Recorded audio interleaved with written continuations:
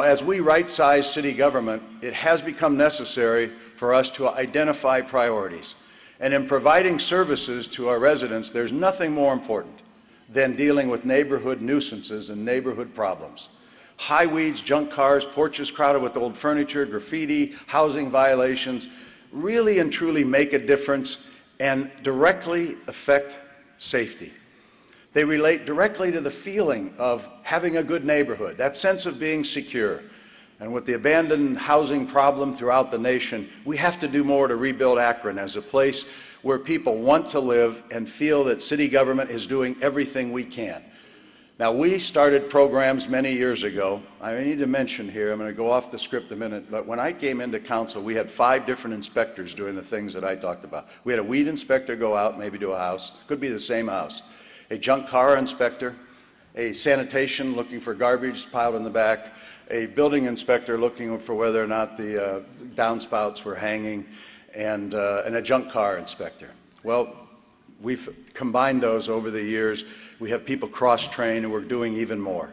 Last year, we demolished 476 houses and other dilapidated structures, which create buildable lots for new homes in the future. In the last 10 years, the city has removed 2,508 housing structures that were abandoned or dilapidated. And in 2012, we anticipate using some federal funds, 600 more. Last year, over 200,000 calls were made to our 311 service center for all types of problems and neighborhood concerns.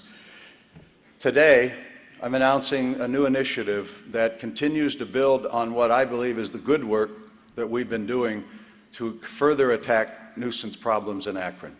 A new Akron Neighborhood Assistance Department will be formed to provide a targeted, coordinated attack on the problems that residents care about most.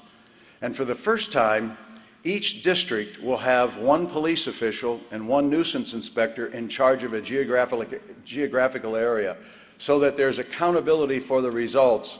And I'm going to explain that. It might not make sense.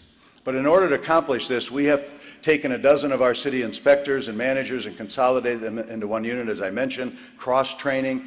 And at the same time, we look at the situation in the police department where Chief Nice is working on a plan to place 1 captain in charge of 4 sectors of the city and hold them accountable for bringing down crime. But we all need to help them, not only as citizens, but as other departments in the city. We can provide inspectors, housing inspectors that now write citations for many other things, and our nuisance inspectors writing things to identify electrical violations. The effect will be we'll have a trained team lined up in each one of those sectors based on the needs and the priorities of the police department. Police officers will get additional training on how to report nuisances that they see on patrol, particularly where they relate to criminal activity, especially in abandoned houses. We know graffiti, gang tags, or other things that happen in those abandoned houses make a difference, and we're going to coordinate our efforts more than we ever have. Crime often goes hand in hand with nuisances, especially in those abandoned houses. And with the teams of police and the teams of inspectors working together and prioritizing together, we can bring a laser-like focus to weeding out the problems that plague our neighborhoods, making them safer and making them more livable.